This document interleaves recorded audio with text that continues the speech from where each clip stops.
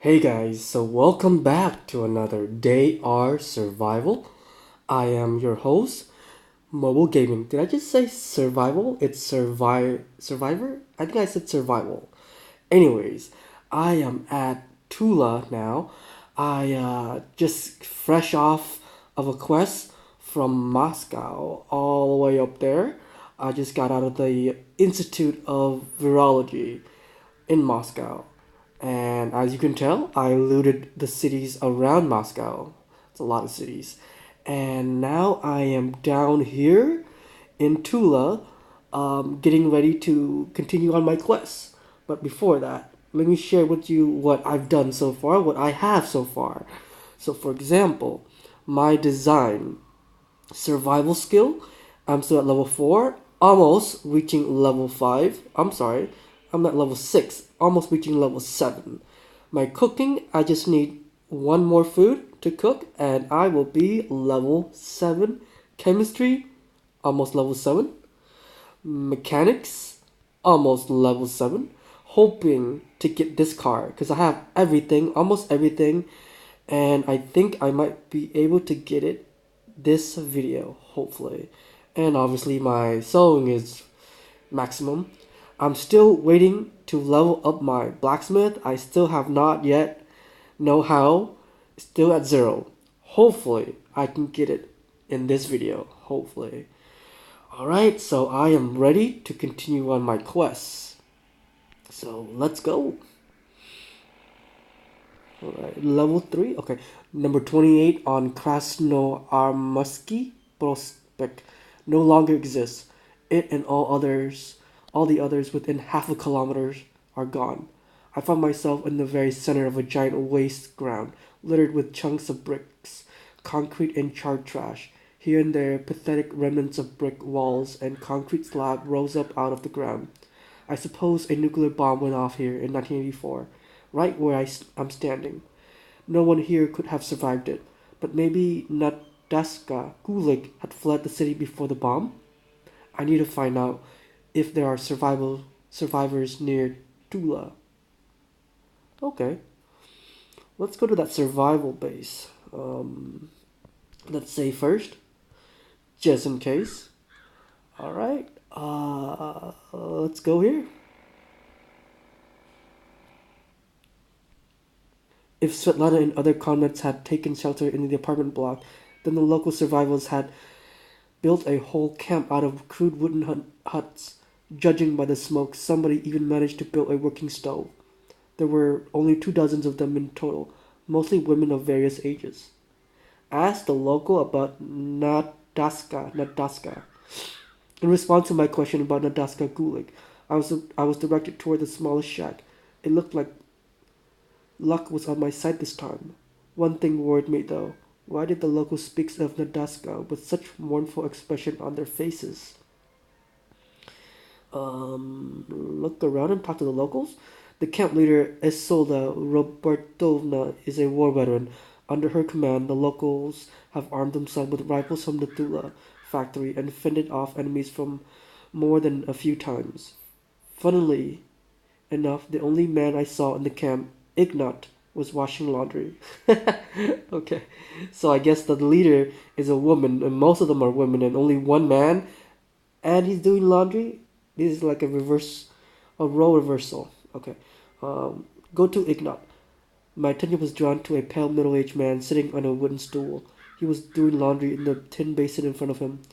Suddenly he gave out a loud, barking cough, then brought a rough, gray rag to his lips. He became aware of my gaze, and his cheeks reddened. "What are you gawking at? Get lost!" "I was wondering maybe you need help with something?" "I don't. I've got a whole camp full of helpers here. They bring me pills, they bring me bowls of hot water to steam my lungs, and when the time comes, they'll cry over me and put me in the ground. The last thing I need is another minder." Uh, I'm trying to do my best Russian accent. "You're planning to die?" "Maybe I will, maybe I ain't. It's none of your business. Where did you even come from? Which camp did you blow in from?" "No camp." I'm a drifter. An abandoned? Then Ignat coughs again. Nobody else survives in the wasteland. Hey, Bandit, you got a smoke on you? With that cough, a cigarette is the last thing you need. One drag and you'll be dead. Ignat suddenly gets up and walks toward me. He comes up close and spits on the floor at his feet, barely missing my shoes. And what if I do need it? Ignat's face went gray. Breathing heavily, he dropped his head and winced. He went back to his stool and sat, looking at the floor. A minute later, he looked up at me, almost pleadingly. Hey, man, come here. What do you need? I'm going to die real soon, and here they just fuss over me, feeding me, dosing me, and I'm like a parasite, just sitting here doing nothing. They did me a big favor today. They let me wash my own rags. They tell me I shouldn't strain myself while I'm sick. So you're tired of it? Man, I was a shock worker. The first person in our metal works to earn a title, and everything went to shit. The epidemic took my sons, then the bombs fell. I thought it was all behind me, but no. Now my lungs don't work. My wife is my nurse. She spoon-feeds me if I let her. But I'm not an old man. I'm not even 40. So you're a foundryman. Foundryman fitter. I was even a welder at one point. I've worked with iron all my life. I've got an idea. I'll help you. I'll buy you a forge. I'll build you a forge. You know, like you see in villages with an anvil, a furnace, bellows. You'll be able to continue working with metals. And in exchange, you'll teach me. Ignat's eye lighted up for a second, but then he dropped his head again. I don't know, man. It's been too many years, and I've never worked in a country forge. I watched my grandpa forging and stuff. I won't be able to do it. You do it. What have you got to lose? If it doesn't work out, you can just go back to your stool and keep clutching at your wife's skirt and begging cigarettes off bandits. I'm going to be a blacksmith, like Gramps. All right, man, it's a deal. We'll build a forge and I'll teach you what I can remember. And you'll be able to pay back your wife and the rest for taking care of you. But take it easy or else you'll hurt yourself. 7 or 8 wooden shacks surrounded by a high palisade. The inhabitants, around 20 people, eat wherever they can fish or hunt. Almost everyone is female, but nobody shirks the dirty work, from repairing an old diesel generator to splitting woodwork. Okay, let's, I think I went here before. Oh, no, I haven't. The old, well, prematurely aged to be precise, woman didn't startle. She looked at me distrustfully with her tired grey eyes and doesn't speak. Sorry for the intrusion. I really need your help. Can you spare me a couple of minutes? Then I'll leave you and no bother you again. Who are you? What do you want from me? I wanted to ask you something. It's about your husband. Nadezhda twitched at the mention of her husband. Then she frowned and turned away from me. Leave. Please. Nadezhda, hear me out. It's important. The woman's lips quivered. She looked at me in fury.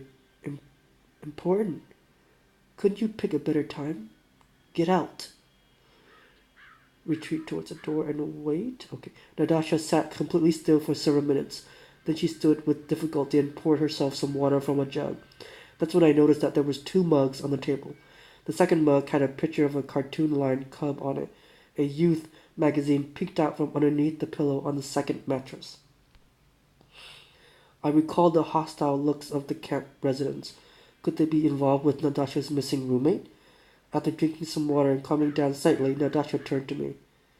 You haven't left yet. What are you looking for? Leave me alone. I just wanted to help you. If you want to help me, then leave. Now. Someone close to you is missing. Who? This woman's husband was the only thread that could lead me to the truth about events long ago. I had to convince her to talk. Gina. Son. What happened to him? Nadezhda let out a sob and brought a handkerchief to her nose. A tense silence fell once more. Finally, Nadezhda looked at me again. He went with one of his friends, Venya, to Novomoskovsk 2 days ago to get food, but Vanya came back alone. He said the building collapsed, that Gina died. Oh, so that's why she's really sad and angry. I didn't ask for I didn't ask for much. I just wanted to bury my son, to look at his face one last time, you know?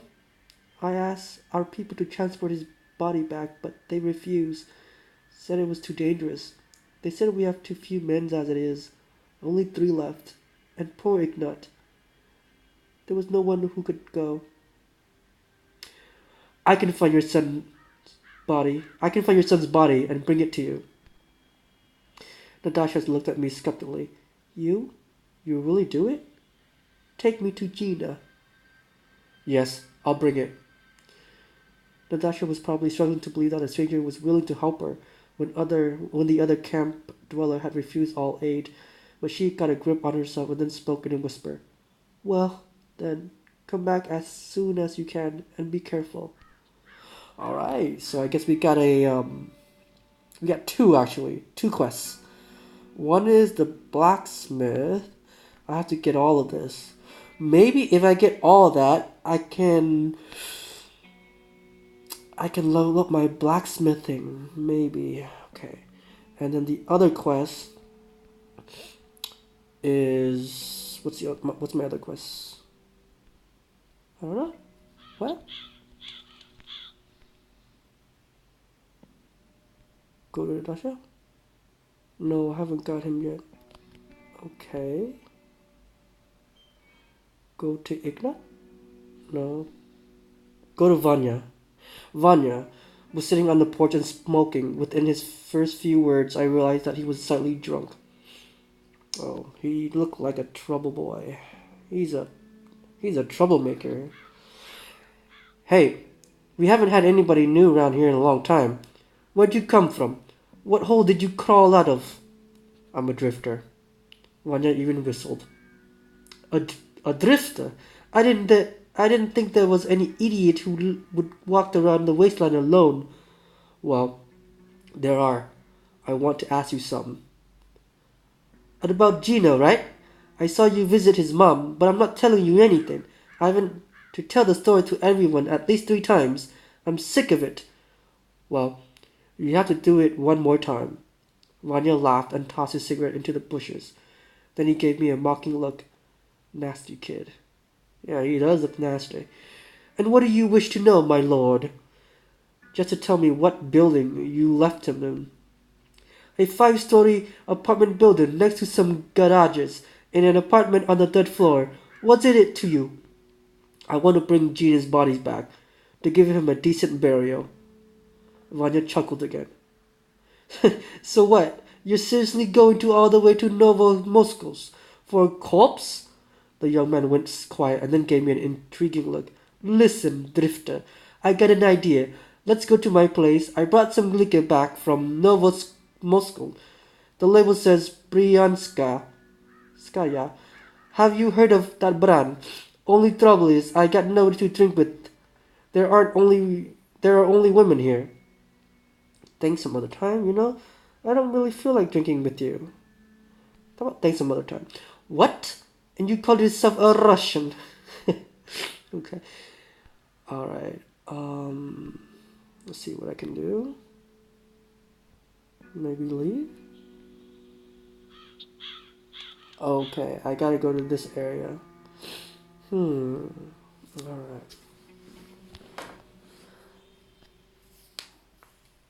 What can I do now? Let's go in here. Okay, I need a shovel, a handgun, some ammo, some bandages. Alright, so shovel, handgun, bandages. Got it. Alright, let me go get that, and then I'll be back to Novomoskovsk. Well, okay, so apparently the quest requires me to make a Makarov handgun. So let's do that, and then we can finally level up our mechanics. So I got everything ready. Let's make it. Assemble. Perfect. Level 7. I can make the heavy crossbow. And then get that Nagant ammo and the car. That's the car that I want. But for right now, let's do our quests. Can I make some bullets for this? What does it take? 9 by 18 millimeter. 9 by 18 millimeter. Is this it right here? Yeah, let's make that. I need lead. I need lead. Can I get some lead? Where can I get some lead? Alright. Let's go to this garage area.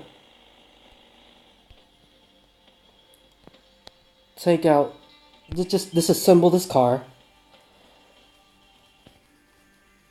Okay, whoa.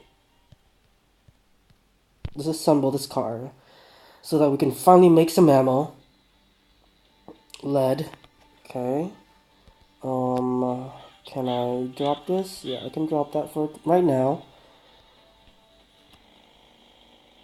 Alright, let's finally make our lead. Lead? Perfect. Let's make some ammo for this handgun. 9 by 18 millimeter PM ammo. Alright, this is it. How many can I make? I need a workbench. Really?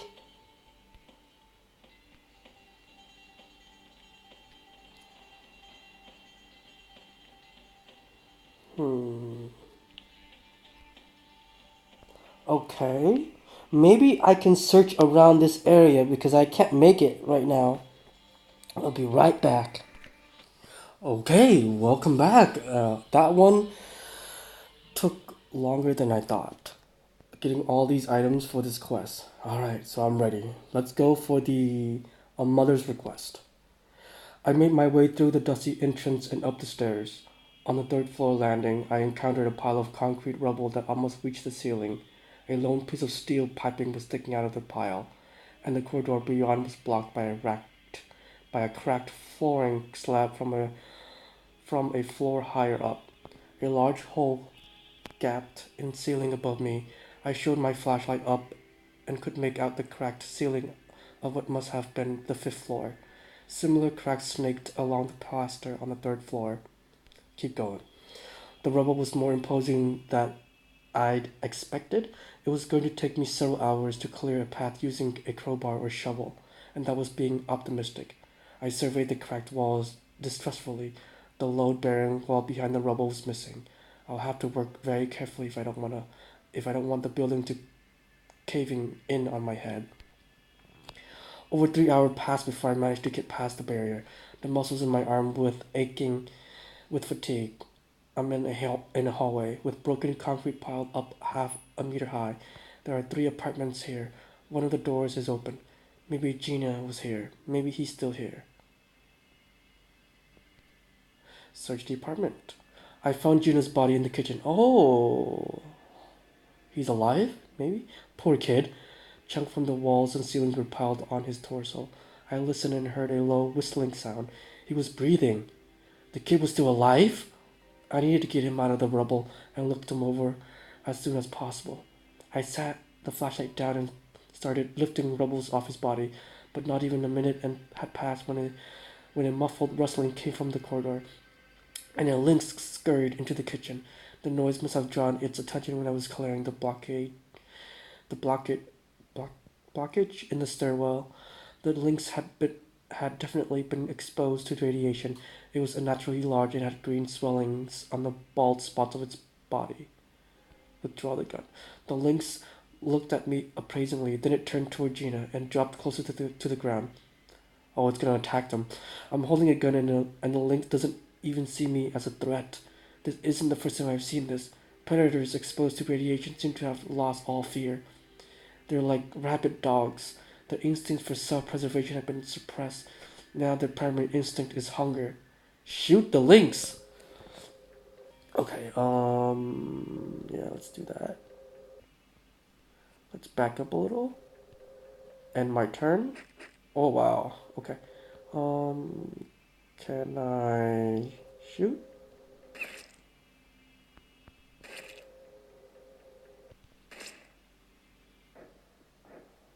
You know what? This is actually easier than I thought. Done. When the lynx was dead, I dragged the heavy carcass into a corner and got back to work. Gina was mumbling something and weakly pushed away at the air with his hand. I shoved a large piece aside and saw a sledgehammer. Strange. I got Gina out and gently carried him to the room and laid him on a small couch. Looked the kid over. His legs was only badly bruised, but his right shin bone was definitely broken. Gina wouldn't be walking for the next few months. He was a good-looking kid. Okay. he he had an intelligent face, freckles, and he was really young. No more than 16. I fashioned a splint for his leg. Gina's eyes opened slightly. Thirsty. Why would you even say that? You should try to help him first. Give the sick kid water and food. Okay. Gina perked up a little after drinking some water. He even tried to eat something. Lie down and don't move, I told him. You're awfully energetic for somebody who's been trapped under the rubble for a day. Your leg tells a different story, though, and you probably swallowed some radioactive dust. That sucks. Gina sighed. Will I get back? Will I be able to walk? Right away? No way. And in the future? Besides, you have to. Who will look after your mother if not you? She sent you? She didn't send me.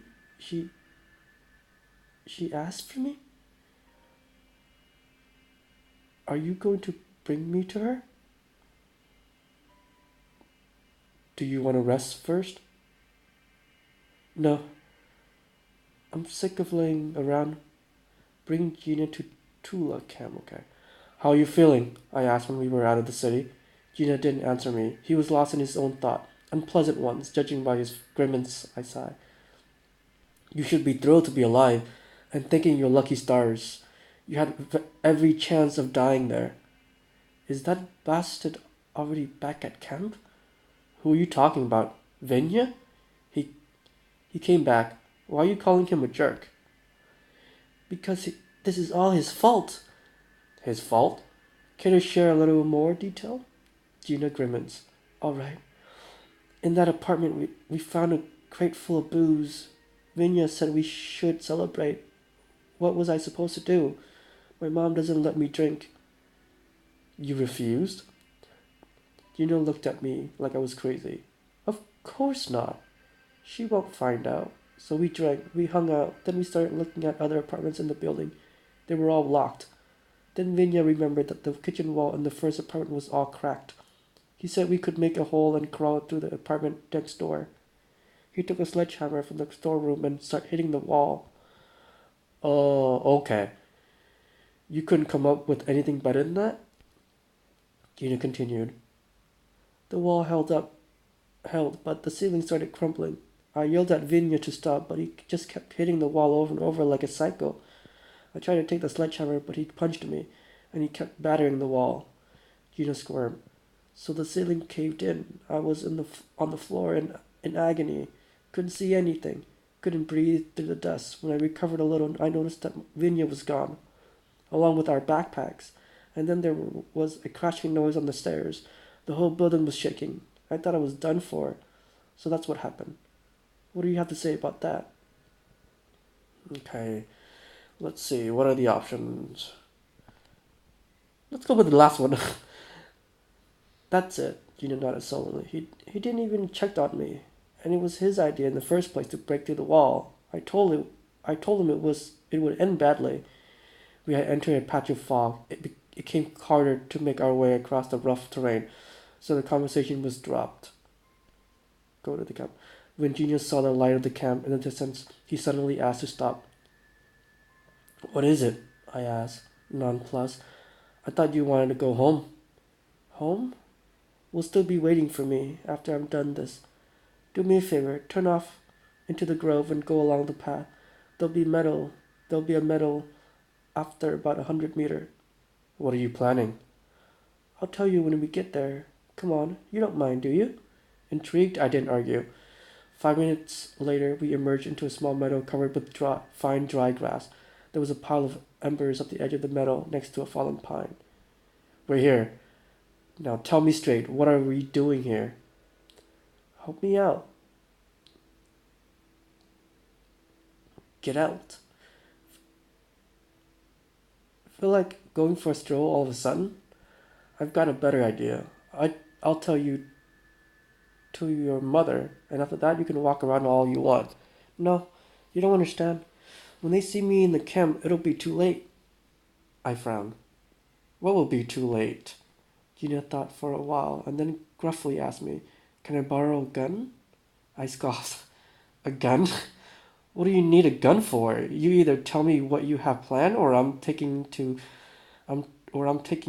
Nadezhda right now, and you can't work out the rest on your own. I don't owe you anything. That's it. I'm done. We're going back to the camp. Gina grabbed my arm. Fine, I'll tell you. The thing is, there's something I want to talk to. Right here, without any witnesses. There's somebody I want to talk to, okay? And who? With Vinya. Vinya's not here. Vinya's at the camp. This is where I need you to help me. You have to go back to the camp and bring Vinya here. Tell him whatever you need to, and when he's here, we'll talk. Without witnesses. Oh, he's looking for some revenge. Whoa. Okay, what should I do? You know what? I'm your fanboy. Alright, I'm intrigued. Let's go with the alright. Let's say I'm willing to help.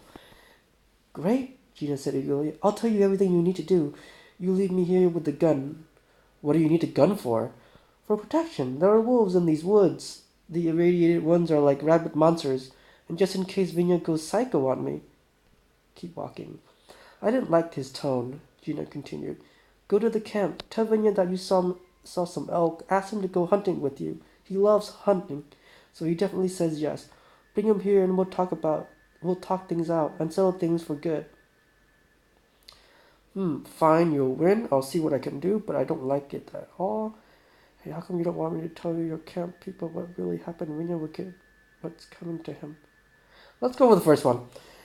Hey, you already promised to help. You gave me your word, so keep it. Gina thought for a moment and then pointed at a fallen tree. I'm going to wait for him. Help the kid get the fallen pine. Okay. Gina sat down and grabbed onto a protruding branch and tried to get comfortable. Ow, that hurts. What were you expecting? One leg is just a big contusion and the other has broken bone. You could stay here even if you had no legs at all. When I was sure that Gina wasn't going anywhere, I walked back. Wait, the gun. Load the gun and offer it to the kid. This conversation would be at least more productive without the gun. How about... You know what? I don't like that Vinya kid. I'm going to give him the gun. When Gina anxiously took the gun from my hand, I got a bad feeling in the pit of my stomach. I shouldn't let this happen. I shouldn't. Oh, maybe I made a wrong choice. The kid examined the gun with a kind of sick glee. Now, this is what I call a gun. But I don't understand. I don't understand why this is necessary. Don't worry. It's just in case, Gina said, quickly tucking the gun into his belt. He was obviously worried that I would change my mind. Don't shoot yourself. Accidentally. Whatever you do. Don't worry. Vinya showed me how to shoot. He even gave me a few lessons, so get him here. He frowned, seeing my hesitation. Hey, you promised. Alright, let's murder someone. Oh, look at that. He has a hot chick next to his bed. Okay, I tried not to meet anyone's eyes as I made my way to Vinya's house. I didn't want to answer any more questions. Vinya wasn't alone. A half-naked girl was brushing her hair. Uh-huh. Sitting on the corner of his bed, Vinya was lying under the blanket on his side, sipping liquor from a crystal glass. The girl blushed when I appeared, and she hastily put on a long sweater and left. Vinya didn't even seem to notice that she had left. Keep going. Did your mother never teach you to knock? Vinya asked. And pour yourself another drink. Oh, and pour himself another drink. I'm here for a reason. When I was on the way to Novodolskov, I saw some elk, fresh meat. Wouldn't go amiss. My supplies are running low. Will you give me a hand with the hunt? You go on, Vanya yawned. Look, Drifter, I'm relaxing here. I almost died along with Gina in Novo Moscow, and I'm still freaked out by it, you know? So beat it. Okay. Tell him that Gina survived and want to see him. You can relax in nighttime. You want to take enough trouble, get dressed and look good. Relaxing is good. Aren't you going to offer me some food? You invited me, remember? I don't want to rush it. Because then he might think something is up. So let's go with the last one. I asked you for a reason, Vinya smirked. I knew you'd change your mind. It's hard to get good booze these days. He retrieved a dusty glass from the nightstand, blew on it, and poured a generous splash of liquid onto it. He placed a piece of dried perch on a napkin next to the glass. Okay, I think I know what's going on here. I think I'm trying to get him drunk so that he'll go with me to the meadows to meet Gina. Okay, take the glass. Have you tried this before, Zubroska? I tried it in moderation. Vanya poured himself another. Like my dad used to. You can also get stuff made from rowan berry, but it's not as good as without pickles on the side.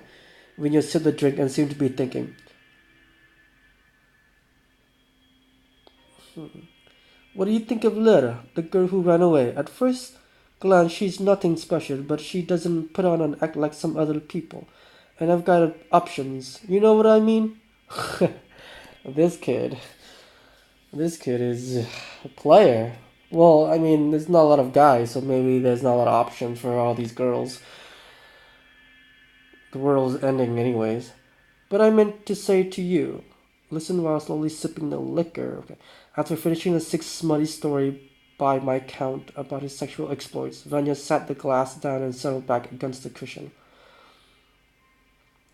What are the poor girls supposed to do? Take offense? That would be worse for them. I'm the only real man in the settlement. Gina's just a kid, and the other old guys are. Well, should we go hunting now? I asked innocently. If Vanya kept drinking, he'll be well and drunk, truly drunk soon. The elk are getting away while we sit here. The kid became lost in thought. Elk are good. Do you know how to shoot an elk so it goes down instantly? I'm sure you'll show me. Or are you not fit to go hunting? Vanya burped and then retrieved an old shotgun from underneath the bed. Does it matter? The elk won't wait around for me to sober up, he remarked. Go on the hunt. As we made our way to the meadow where Gina was waiting for us, Vanya yammered on and on. He hadn't drunk enough to start slurring his words, but the alcohol was definitely affecting his mental faculties. Because of this, the sight of his shotgun provoked a dull sense of alarm in me. We're headed for the rabbit meadow? Meadow? Vanya asked in a businesslike way as we were approaching our destination. Weird. I've never seen any big game there in my life. Keep going. And then, instead of elk, he saw Gina. Vanya froze. Uh-oh, this is gonna get serious. Someone's gonna die. Gripping his shotgun, he threw me a crazed look. His eyes were slightly glazed from the alcohol. Hey, buddy. Oh, hey, buddy. Gina greeted him with deliberate friendliness. Thanks for bringing me him, Gina continued, turning to me. Please leave us alone now. I want to have a heart-to-heart with him. Gina, you're... Vanya had found his voice. Shut up, Gina snapped, looking antsy. Please, let us talk in private, he insisted, stressing every word. Leave them and go for a walk in the wood. Leave them and come back to hide in the bushes. Well, let's hide in the bushes and see what's going on. What's going to go down in this standoff. I hid in the overgrown dark brown ivy that covered the dry and scraggly trunk and branches. I went about 20 meters, waited a short while, then crept silently back to the meadow. I could already make out snippets of what was being said. Are you kidding me? I was supposed to hang around until I got trapped. Oh, this is Vinya. Are you kidding me? I was supposed to hang around until I got trapped too? What the hell were you thinking when you were hitting the wall with a sledgehammer? Watch. Hey, genius, easy for you to say. Idiot, I almost died back there because of you. I can't walk now. Because of me? It was your idea to poke about it that damned building. I crawled into the bushes. I was only 10 paces away from the two arguing boys. Twigs snapped as I moved, but Venya and Gina didn't notice anything. They were standing 3 meters apart, both red-faced, agitated, looking like they were about to lunge at one another. Finally, Venya yelled, "Why don't you go to hell, huh? That's it, I'm done. Innocent victim my ass. If I had been trapped in that building, I would have gotten myself out." "What? You don't think so?" Gina didn't reply. Oh my god, I'm getting confused with all these names of people who's talking. Gina didn't reply. He just clenched his fist. "All I see is poor little Gito running crying home to mommy about how he was almost crushed, hoping she'll wipe his nose for him. Wimp." Okay, so that's again. Say that again. Gina drew the gun and pointed at Vinya. Oh, but Vinya wasn't frightened. He started laughing. It's gonna go down now. "Wow, look at this tough guy, huh? Does your mommy know you got that? She put you in timeout." "You're a dead man," Gina murmured. Vinya snorted mockingly and set off back toward camp. "Don't get involved. Come out of the bush and tell Gina to put away his gun." Let's do that. Let's intervene. I don't want blood in my hand, on my hand. Gina saw me and flinched. Then he moved the gun from Vinya to point it at me. "Hey, take it easy. I get your precaution. Don't do anything stupid." Don't stick your nose where it doesn't belong," Gina hissed. "Get out of here while you still can." Vinya turned to me. "What are you afraid of this idiot? He'll never pull the trigger. He doesn't have the guts." "I guess we'll see," Gina replied and pointed the gun at Vinya again. I had a feeling that he was about to do something irreparable. "Gina, don't kill him. Let him go to the wasteland and never to return. That would be justice." "Gina, put the gun down and we can resolve this peacefully." "Gina, don't do this. Hand Vinya over to the camp tribunal. He'll be punished for abandoning you." "Let's put him to the wasteland." "Are you joking?" Vinya looked at me like I was an idiot. "The wasteland? I'm not going anywhere." I pulled out my gun. "You either leave right now or I'll put a bullet in your brain. I've killed people before. My hand won't shake. And Gina won't mind, right?" Vinya's hands, which was gripping the shotgun, started to shake. He looked between me and Gina and back again. "I'll remember you, drifter," he greeted back at last. "I'll track you down and when you go to sleep, I'll kill you." "Agreed," I replied. "You say you didn't have time to check if Gina was alive, but you made sure to grab his backpack with the booze inside it. So just get out of here and don't come. Wait for Yunya to leave." "He'll be back," Gina said doubtfully. "Sooner or later. Then I'll come back too and finish things. But he won't last long in the wasteland. Without gear, provisions, with virtually no ammunition, he'll be got by predators before he ever reaches another settlement. Right, enough chatting. Your mom's waiting for you. Let's not drag it out for her. I not only saved the kid, I stopped him from becoming a murderer. I think I've done everything right here." Oh, good. I think maybe I chose the right one. Whew. What will happen when people what will happen when people realize that Vinya's missing? Gina asked me on the way. "You don't know anything. I don't know anything. Nobody saw us leave together. They'll guess that Vinya went hunting and that the wolves got him. And even if somebody did see us with him, I won't be in the camp by then." The camp inhabitants saw Gina and abandoned their chores, rushing forward to embrace him en masse. I stood aside to wait. Help Gina get to Nadezhda's house. Okay. Finally, it's almost over. Nadezhda was standing in the doorway to her house. I could tell by her face that she couldn't believe that her son had survived. Only when I had lowered Gina onto the mattress did she fall upon his chest, sobbing. "Mom, don't cry. It's okay," Gina begged, trying to console Nadezhda, but she cried harder. Yuna looked at me and made a helpless gesture. Oh, I'm sorry. Forgive me, please. I still haven't thank you. Nadezhda put her hand to her head. When I saw my boy alive, all sense just left me. Don't worry, I said with a smile. I understand. You thought he was... Yes, I thought... We all thought... But... Nadezhda brought a handkerchief to her nose. But when you went to get him in Novomoskos, for a second I dared to imagine you bringing him home alive. Just for a second. And when I actually saw him alive, I... Thank you. Thank you. Luckily, I found him quickly. It could have been too late. If I'd been a few hours later, I think he would have died of dehydration. Gina had a rough time. Let him sleep. Leave him to sleep in peace, Nadezhda said to me. We went out into the yard. You want me to give you some information? I recall. Ask me your question. Go ahead. Yes, I want to find out what happened to your husband. What happened to Andre? Nadezhda's expression shifted. What is it that you want to know? Nadezhda, you see, I'm trying to find out the truth about what happened back then. The epidemic, the nuclear war. I don't understand what you mean. How could Andre be involved in that? He died long before the epidemic broke. Dead? He was executed by firing squad. Nadezhda closed her eyes. It was obvious that the memories still caused her great pain. They charged him with the treason, found him guilty. They killed him. Oh, so the guy we're looking for died. Okay, that's not good. Can you tell me more about it? I'm afraid I can't. I don't know any more details. It was all classified. The investigation, the trial. I wasn't even allowed to see Andre.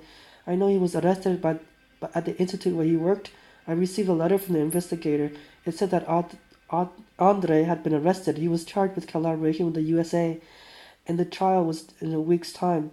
It was a closed hearing. The investigative committee wouldn't even allow family member to be present. I traveled to Moscow. I tried to get in to see the investigator, but he refused to speak to me. He just said that the case was cut and dried, that there was witnesses, evidence, your husband. He said, cut a deal with the West. He handed over important information. Nadezhda let out a sob. At first, I didn't believe it, but Andre had changed recently. He stopped coming home on the weekend. He never talked about his work, and he never picked up the phone if I called him in the evening. And you don't know anything more? No, that's it. There was something else I didn't want to know. I was like a bolt from the blue. My Andre, a traitor to the motherland. I couldn't get over it, but my only concern was that Gina never find out. You don't happen to have anything written by your husband? Notebooks? Diaries? We had nothing like that at home, but his room in Moscow, I don't know. The KGB turned the apartment upside down.